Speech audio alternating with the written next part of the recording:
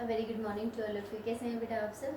बेटा अभी हम 2 लेक्चर्स अपना रिवीजन लेक्चर्स ले चुके हैं जिसमें हमने डिफरेंशिएशन के कुछ क्वेश्चंस को सॉल्व किया था। ठीक है, आज बेटा मैं आपको थोड़ा सा हमारी एक एक्सरसाइज टॉपिक कंप्लीट होने में बाकी है, एक्सरसाइज 5.8, जिसमें हमारी 2 थ्योरम्स आती है बेटा, रोल्स थ्योरम और मीन वैल्यू थ्योरम। आज हम उसका डिस्क्रिप्शन सीखेंगे यहाँ पर कि वो है क्या थ्योरम, को हम कैसे अप्लाई करते हैं बेटा, क्योंकि रोल्स थ्योरम और मीन वैल्यू थ्योरम पे बेस्ड भी 4 मार्क पे क्वेश्चन बनता है आपका। ठीक है, ये एक्सरसाइज कंप्लीट होने के बाद आपका चैप्टर ऑलमोस्ट कंप्लीट ही हो जाएगा, मिसलेनियस बाकी रहेगी। और वो जो मिसलेनियस एक्सरसाइज है उसको एज एन असाइनमेंट आप खुद सॉल्व करके देखेंगे, और कोई भी प्रॉब्लम आती है तो आप उस एक्सरसाइज में से मुझसे पूछेंगे। ठीक है, शॉर्टली मैं ये मैसेज भी आप सबको कन्वे कर दूंगी। तो चलिए आज स्टार्ट करते हैं हम अपना लेक्चर अपनी रोल्स थ्योरम के साथ। देखो बेटा, हमारी एक्सरसाइज 5.8 में 2 तरीके की थ्योरम्स के बारे में बात की गई है।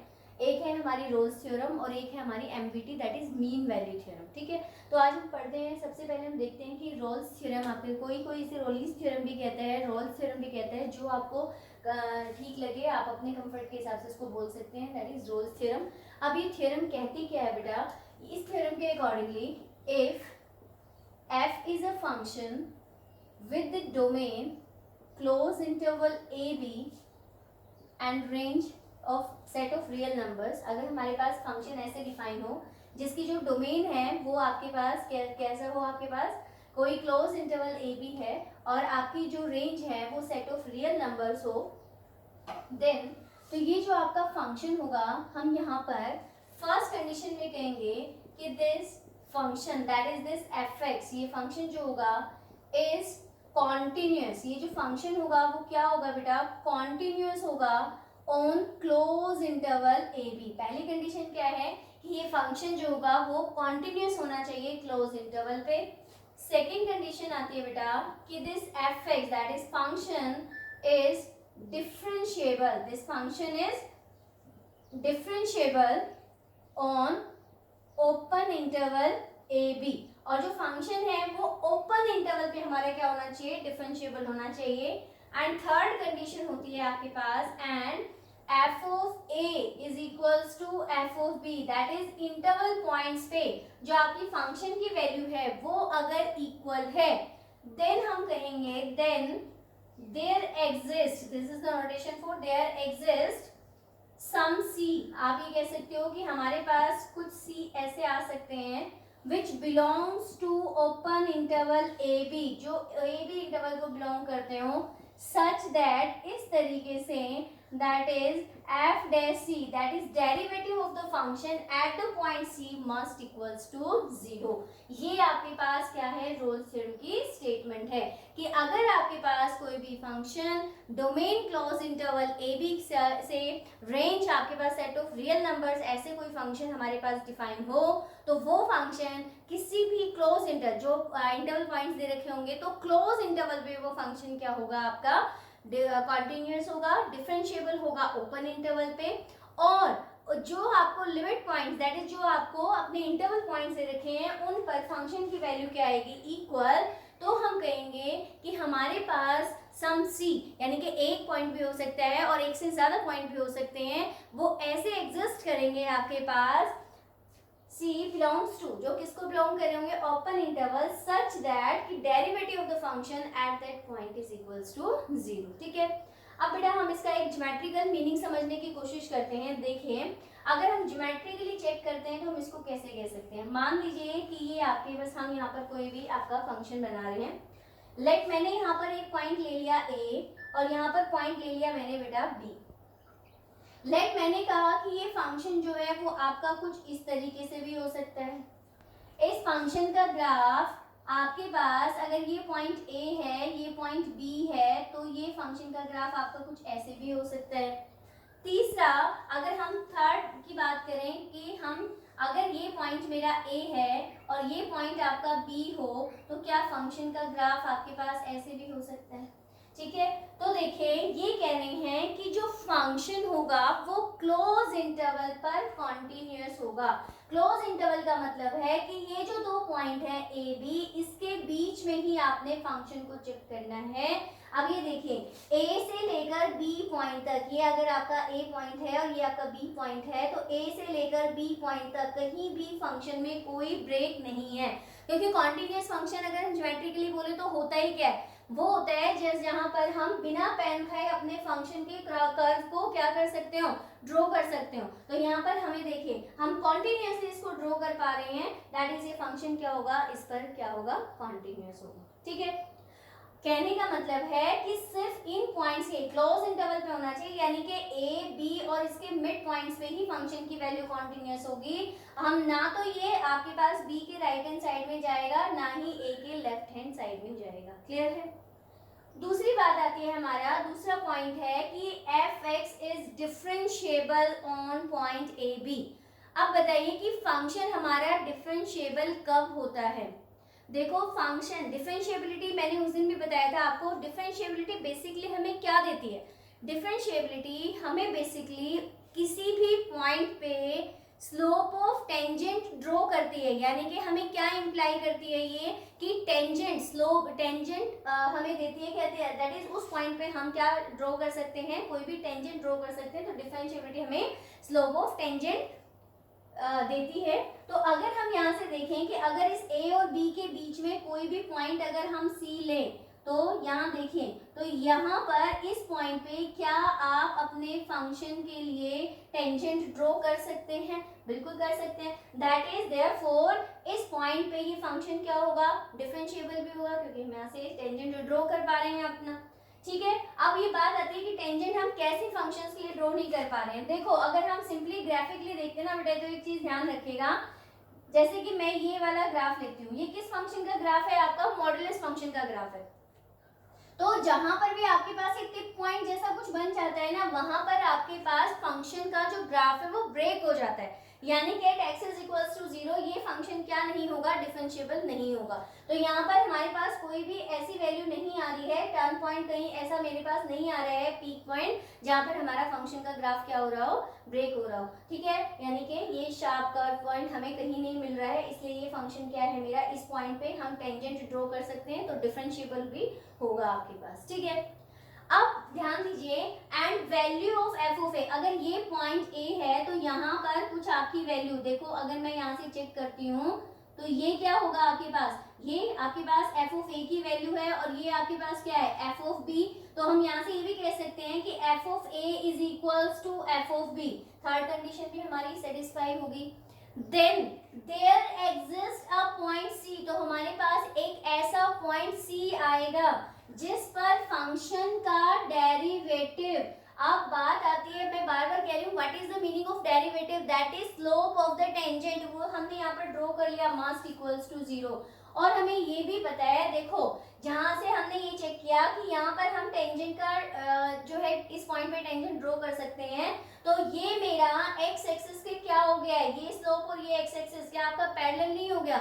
और जब हमारे पास किसी भी लाइन का, यानी कि जब हमारे पास स्लोप पैरेलल हो जाए एक्स एक्सिस के, तो उस केस में आपके पास मतलब जब हमारा जो स्लोप है वो 0 के इक्वल हो जाए, तो किसके पैरेलल में होता है, एक्स एक्सिस के। तो ये कंडीशन भी हमारी कंप्लीट हो रही है। तो ये जो पॉइंट सी ऐसा आएगा जो आपके पास इन इंटरवल ए और बी के बीच में क्या करेगा, लाई करेगा। तो कर रहा है ए और बी के बीच में, तो ये है बेटा आपका ज्योमेट्रिकल मीनिंग। अगर बेटा हम इस कर्व में बात करते हैं, तो ये मान लीजिए कि ये मेरा पॉइंट ए है और ये मेरा पॉइंट बी है, तो कहीं ना कहीं यहाँ जाके आपके पास किसकी वैल्यू आएगी बेटा, एफ ऑफ ए की वैल्यू आएगी, और कहीं ना कहीं यहाँ जाके बेटा आपके पास किसकी वैल्यू आएगी, एफ ऑफ बी की वैल्यू आएगी। तो देखिए जो आपका एफ ऑफ ए है वो क्या हो गया, आपका एफ ऑफ बी के इक्वल हुआ कि नहीं हुआ, F of A F of B के इक्वल है। दूसरी बात, इस पॉइंट के लिए अगर मेरे पास यहाँ पर कोई भी पॉइंट मैं चेक करती हूँ जहाँ से टर्न पॉइंट आ रहा है, तो क्या मैं यहाँ से अपना एक टेंजेंट ड्रॉ कर सकती हूँ, और ये टेंजेंट सीधा सीधा क्या है, एक्स एक्सिस के parallel, therefore derivative at that point must equals to 0। तो यहाँ भी हमारे पास रोल्स थ्योरम की सारी कंडीशंस वेरीफाई हो रही है। सिमिलरली बेटा अगर हम इस ग्राफ की बात करते हैं, यहाँ पर ये देखें, अगर मेरे पास यहाँ पर ये एफ ऑफ ए है और ये एफ ऑफ बी, दोनों ही किसको डिफाइन कर रहे हैं आपके पास, ये एफ ऑफ ए की वैल्यू किसके इक्वल बन रही है, ये मेरा एफ ऑफ ए है और यहाँ पर पॉइंट क्या आएगा मेरा एफ ऑफ बी। तो देखिए F of A F of B के भी इक्वल है, फंक्शन मेरा कॉन्टिन्यूअस है फंक्शन, क्योंकि इन पॉइंट्स पे, क्योंकि मैंने कहा है देयर एग्जिस्ट सम सी, एक नहीं एक से ज्यादा भी हो सकते हैं। लेट मान लीजिए कि अगर मैं यहाँ पर पॉइंट C1 मान लूँ और यहाँ पॉइंट C2 मान लूँ, तो क्या C1 पॉइंट से यहाँ पर मैं अपना एक टेंजेंट ड्रॉ कर सकती हूँ, ये जो टेंजेंट ड्रॉ कर सकती हूँ। इसी तरीके से इस C2 पॉइंट से क्या मैं इसके लिए एक टेंजेंट ड्रॉ कर सकती हूँ? अब ये देखिए, ये भी आपका एक्स एक्सिस के पैरेलल, ये भी आपका एक्स एक्सिस के पैरेलल, दैट इज इस केस में the value of f dash c1 is equals to 0। यहाँ पर से मैं क्या कह सकती हूँ, the value of f dash c is equals c2 is equals to 0। तो इन सारी ग्राफ्स में आपके पास क्या हो रही है, रोल्स थ्योरम की सारी कंडीशंस हमारी वेरीफाई हो रही हैं। तो ये जो सी पॉइंट है, तो हमें ओवरऑल क्या निकालना है कि जो आपका आंसर आएगा, जो सी पॉइंट आएगा, वो गिवन इंटरवल्स के बीच में विद इन लाई करना चाहिए। ठीक है, तो ये था बेटा geometrical meaning of your Rolle's theorem. ठीक है बेटा, क्लियर है? तो एक बार इसे चेक कर लीजिए फटाफट से। That is not the graph of a continuous function. तो ये बस सिर्फ मैंने आपको समझाने के लिए बताया था कि कैसे चेक करने हो, कि अगर हमें पता चल जाए कि ये मॉडुलस फंक्शन में कुछ ऐसा आया हुआ है तो वो डिफरेंशिएबल आपका नहीं होता है। ठीक है,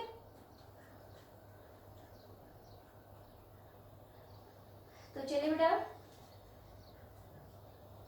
अब हम इसी पे बेस, इसी रोल्स थ्योरम पे बेस पहले एक क्वेश्चन सॉल्व करते हैं, उसके बाद मैं आपको मीन वैल्यू थ्योरम के बारे में बताऊंगी।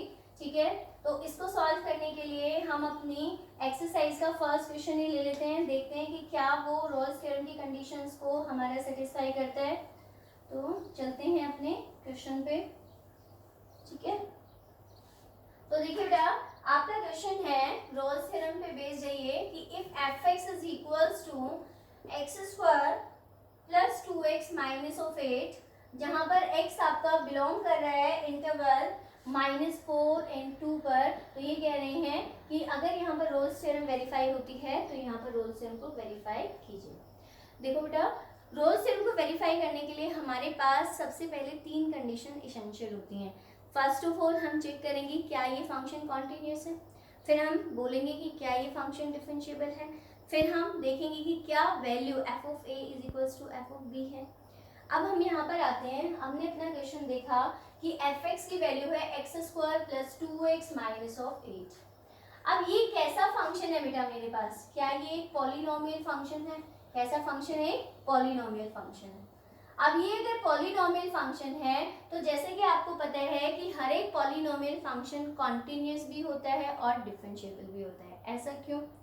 क्योंकि जब आप कॉन्टिन्यूटी चेक करते हैं तो यहाँ पर जब भी आप किसी भी पॉइंट पे जब आप इसकी कॉन्टिन्यूटी चेक करेंगे तो ये डेफिनेट वैल्यू देगा, यानी कि जब आप फंक्शन को डिफरेंशिएट करें तब वो डेफिनेट वैल्यू दे तो वो डिफरेंशिएबल होता है। और जब हम फंक्शन की कॉन्टिन्यूटी चेक करते हैं उस पॉइंट पे और वो पॉइंट लेट करने के बाद आपके पास कोई डेफिनेट वैल्यू मिल जाती है हमें, तो हम कहते हैं कि फंक्शन कैसा है? कॉन्टिन्यूअस है।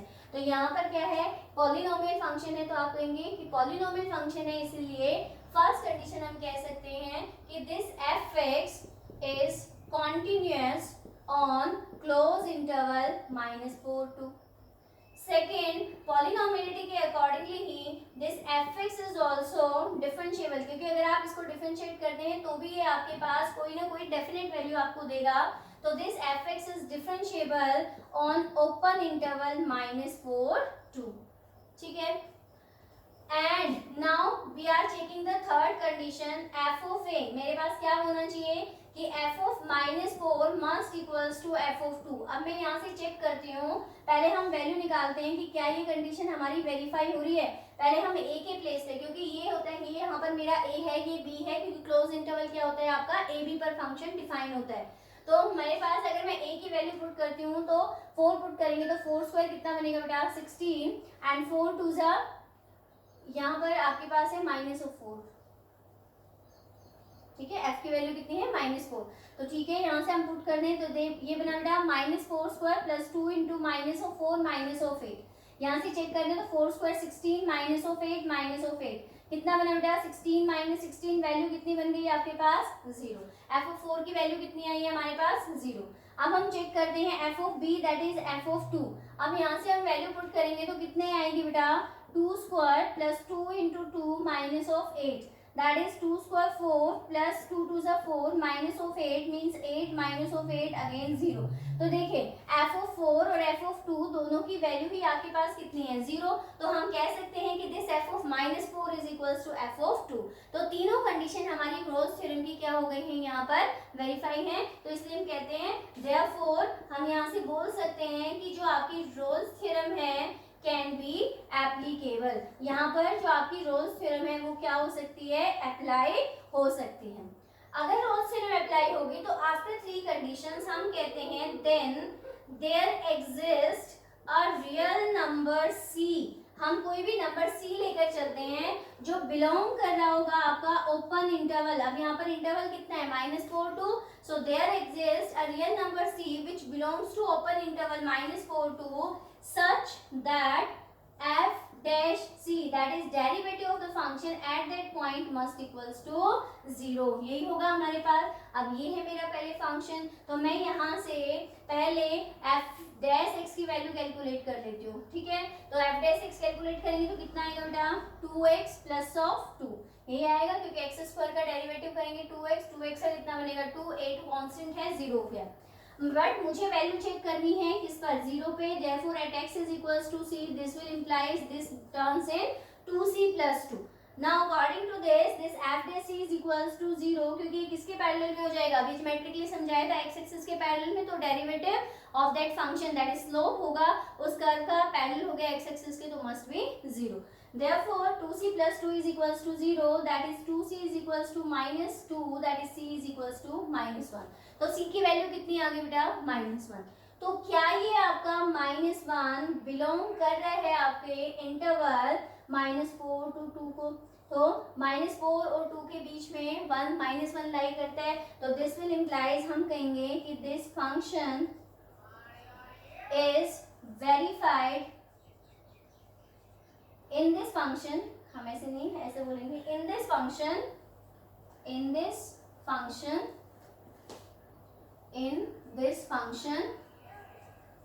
Rolle's theorem is verified। तो यहाँ पर मेरी Rolle's theorem क्या हो गई बेटा, वेरीफाई हो गई। आपको पेपर में कुछ ऐसे ही लिख के बताना होगा, ठीक है बेटा, क्लियर है। तो बेटा देखो जैसे कि यहाँ पर आया था, अब यहाँ तो हमें पता चल गया कि पॉलिनोमियल है।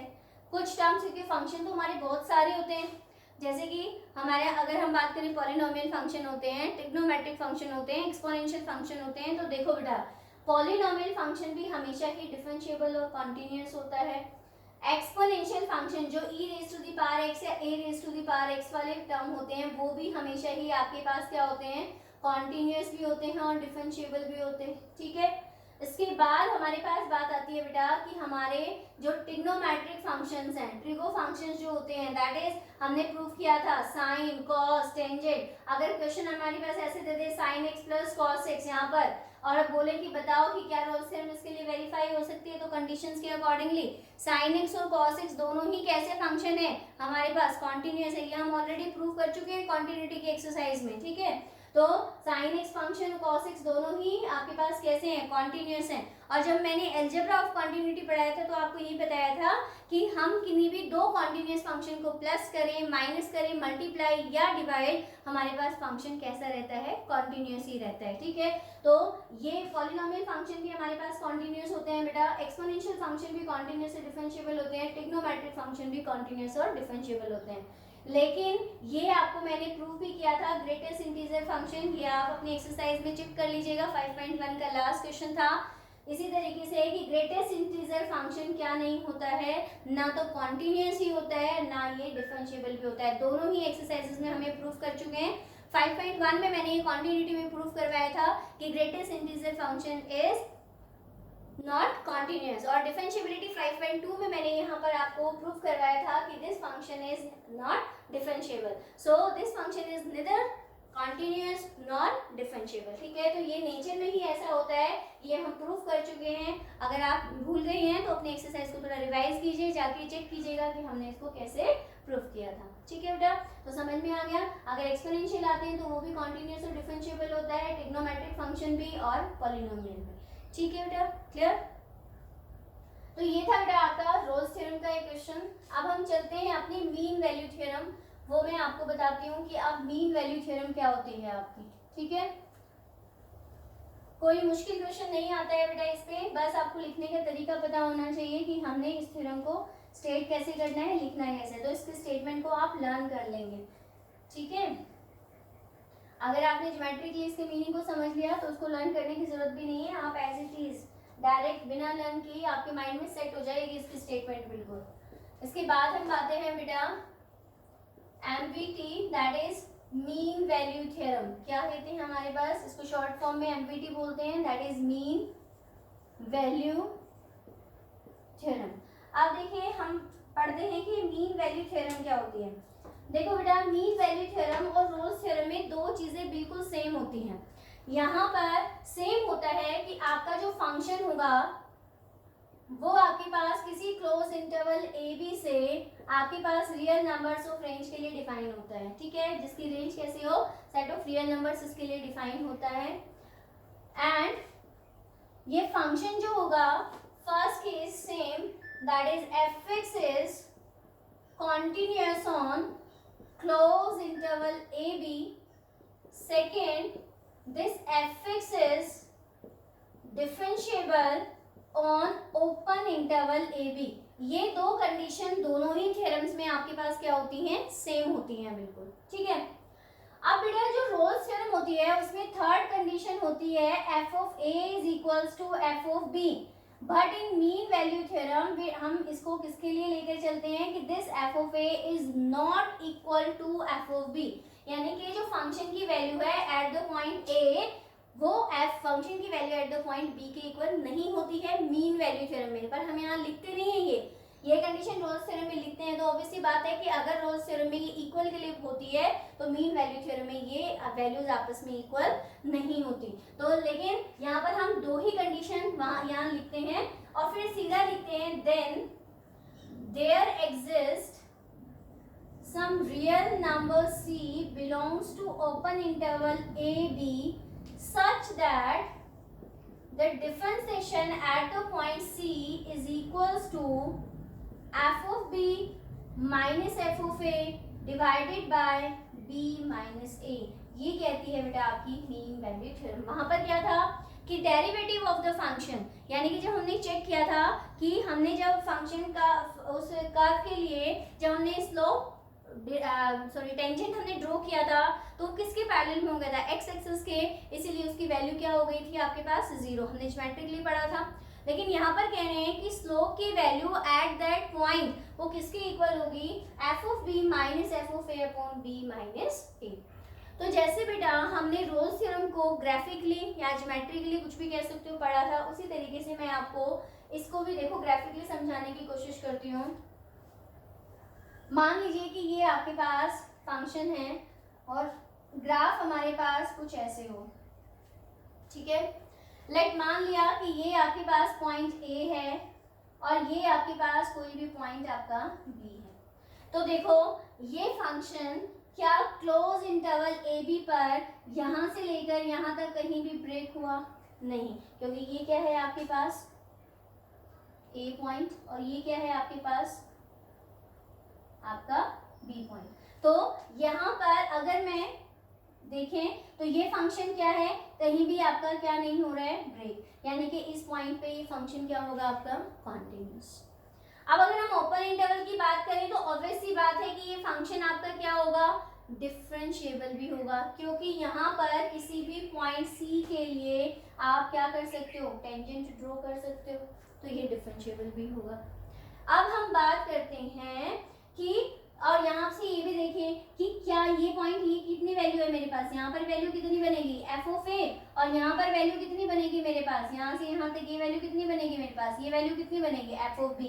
तो क्या एफ ऑफ ए की वैल्यू एफ ऑफ बी के इक्वल है, नहीं है, तो F of A F of B के इक्वल भी नहीं है, यानी कि मीन वैल्यू थ्योरम की ये कंडीशन भी इस कर्व से डिफाइन हो रही है। अब बात आती है कि ये वैल्यू क्या है, this F of B minus F of A upon B minus A, ये क्या है। देखो बेटा मान लीजिए कि अगर मैं यहाँ से इनको ज्वाइन करके इसका स्लोप कैलकुलेट करूं तो ध्यान दीजिएगा, अगर मैं इनके कोऑर्डिनेट्स लिखती हूँ तो क्या ये ए और एफ ऑफ ए बनेंगे इसके कोऑर्डिनेट, और इस पॉइंट के कोऑर्डिनेट बी और एफ ऑफ बी बनेंगे आपके पास, बनेंगे। अब अगर यहाँ से इसके स्लोप की वैल्यू कैलकुलेट करती हूँ तो इसका स्लोप यहाँ से कितना आएगा बेटा, यहाँ से स्लोप की वैल्यू कितनी बनेगी, F of B minus F of A upon B minus of A, यही बनेगा इस मिनट हैंड का, जो आपका बस ये जो ये मिनट हैंड्स बन रहा है, इसका जो आपका स्लोप बनेगा वो इतना ही बनेगा।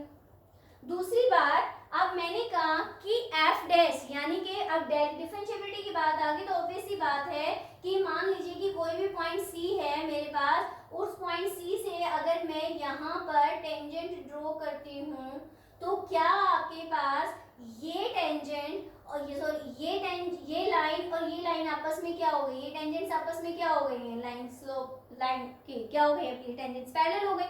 और अगर कोई भी ये दो लाइनें आपस में पैरेलल होती हैं तो क्या उनका स्लोप आपके पास इक्वल नहीं होता है। तो ये क्या है, ये किस पॉइंट पे है मेरे पास, सी पॉइंट पे, दैट इज इसीलिए हम यहाँ से बोलते हैं कि F dash C at that point that is slope of the tangent at the point C is equals to this slope, और ये स्लोप किसका है, इसका। ठीक है, यहाँ से हमने चेक किया था कि ये स्लोप कितना बना था, F of B minus F of A upon B minus of A, और ये इक्वल इसलिए है क्योंकि यहाँ से पैरेललिटी की कंडीशन आ रही है, इसलिए स्लोप आपस में क्या होंगे, इक्वल होंगे। ठीक है बेटा, तो ये था आपका ज्योमेट्रिकल मीनिंग। ज्योमेट्रिकली मैंने समझाने की कोशिश की है कि ये टर्म हमारे पास कहाँ से आई है। तो ये फिगर अगर आपके माइंड में रहेगा तो ऑब्वियसली बात है आप कभी भी कंफ्यूज नहीं होंगे, क्योंकि एफ डैश सी रोल्स थ्योरम में 0 हो रहा था क्योंकि वो पैरेलल टू एक्स एक्सिस बन रहा था। ठीक है, और यहाँ पर आपके पास दो लाइनें आपस में पैरेलल बन रही हैं तो इनके दोनों के स्लोप आपस में इक्वल होंगे, और इस लाइन का स्लोप हमारे पास कितना बन रहा है, F of B minus F of A, ये जो टेंजेंट है इसका slope F of B minus F of A upon B minus A, और वो किसके इक्वल हो जाएगा, आपके पास पैरेलल है वो किस स्लोप के, जो हमने डिफरेंशिएबिलिटी कैलकुलेट की थी एट द पॉइंट सी पर, दैट इज जो टेंजेंट हमने ड्रॉ किया था एट द पॉइंट सी पर। ठीक है बेटा, समझ में आया। अब इसी पे बेस्ड हम एक क्वेश्चन भी करेंगे, तो एक बार इसे चेक कर लीजिएगा, कहीं कोई दिक्कत तो नहीं है आप लोगों को।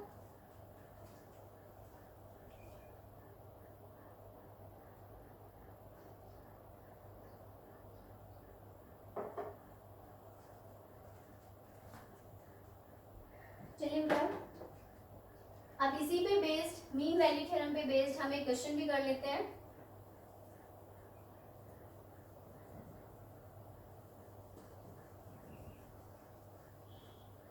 तो ये चीज आपको क्लियर हो गई होगी बेटा कि हम रोल्स थ्योरम में एफ ऑफ ए और एफ ऑफ बी की वैल्यूज को इक्वल लेकर चलते हैं, लेकिन मीन वैल्यू थ्योरम में दोनों की ही वैल्यू आपस में डिफर होती है। ठीक है, मैच नहीं करती। चलिए अब हम आते हैं अपनी एक्सरसाइज के क्वेश्चन नंबर 4 पर। ये मीन वैल्यू थ्योरम वाला क्वेश्चन है।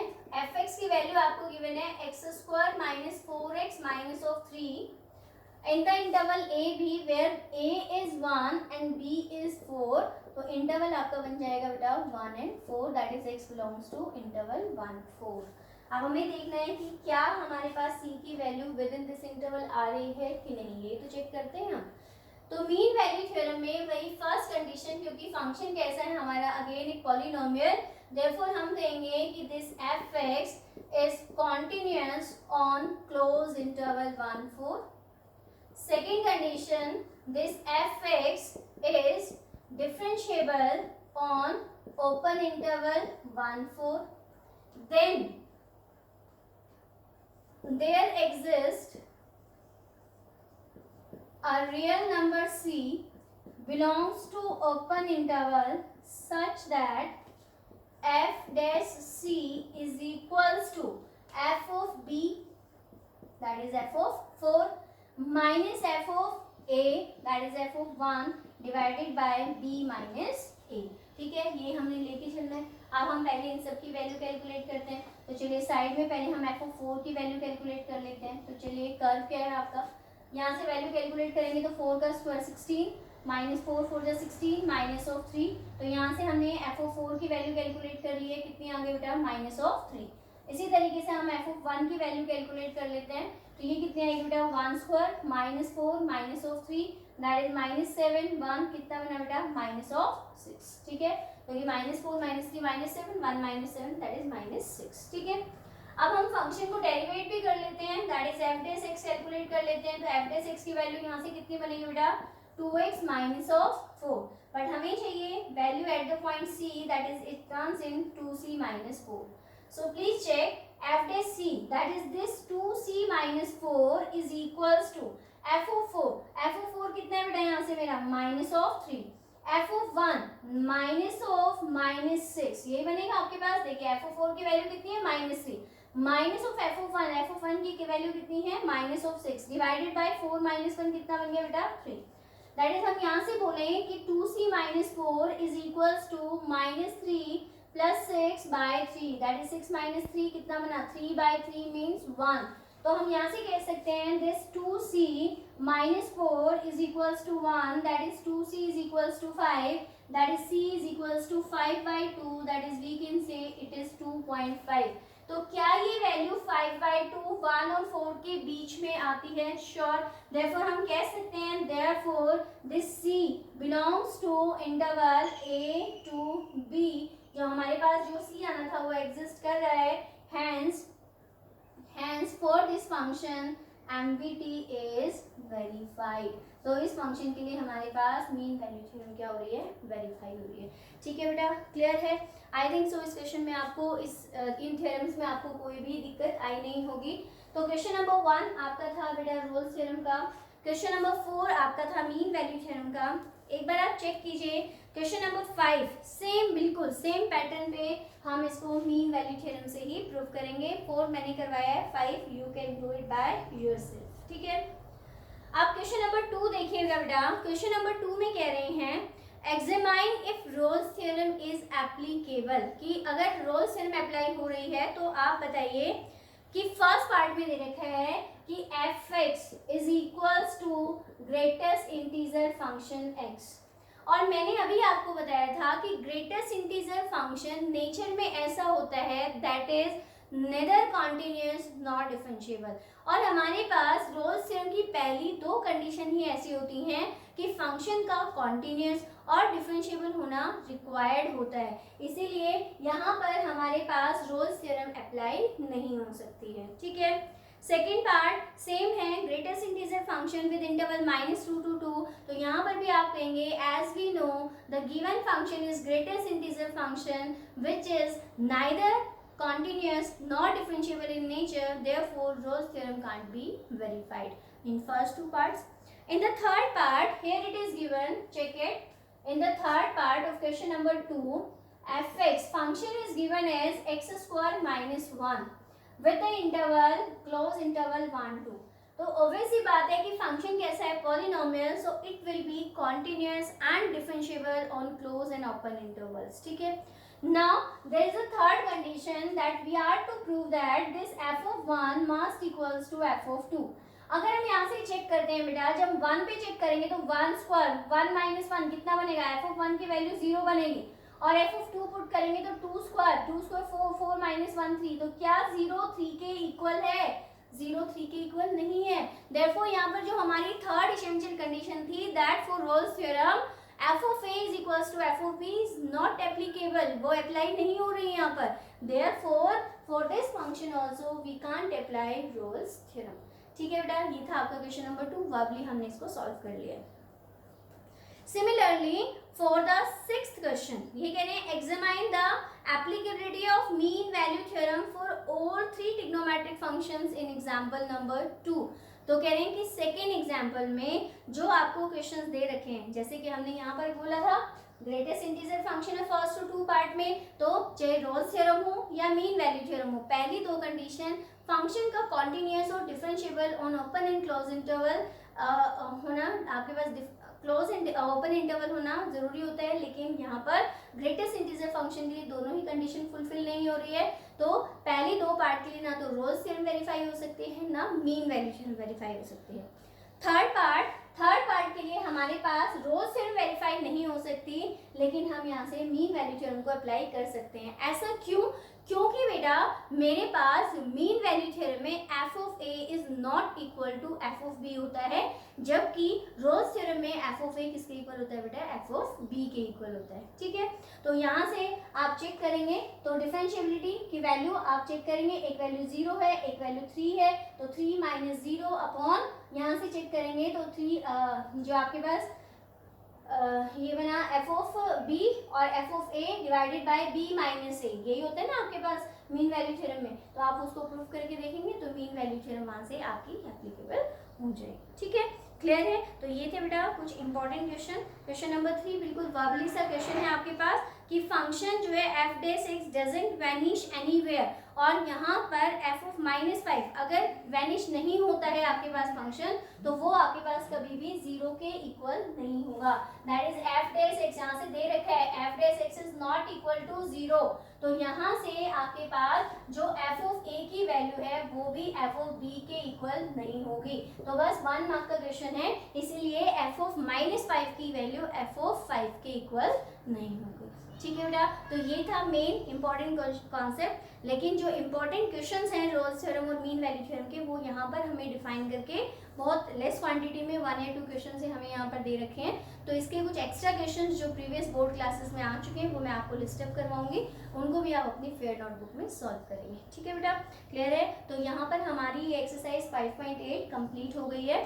और मिसलेनियस एक्सरसाइज जैसे कि मैंने कहा, आप as an assignment of this topic आप उसको खुद सॉल्व करके देखेंगे, और किसी को कहीं भी कोई प्रॉब्लम आती है तो आपको मुझे बताएंगे। ठीक है, उसके लिए डेट टाइम सब आपको बता दिया जाएगा। मैं जल्दी ही आपको मैसेज इस बारे में कन्वे कर दूंगी।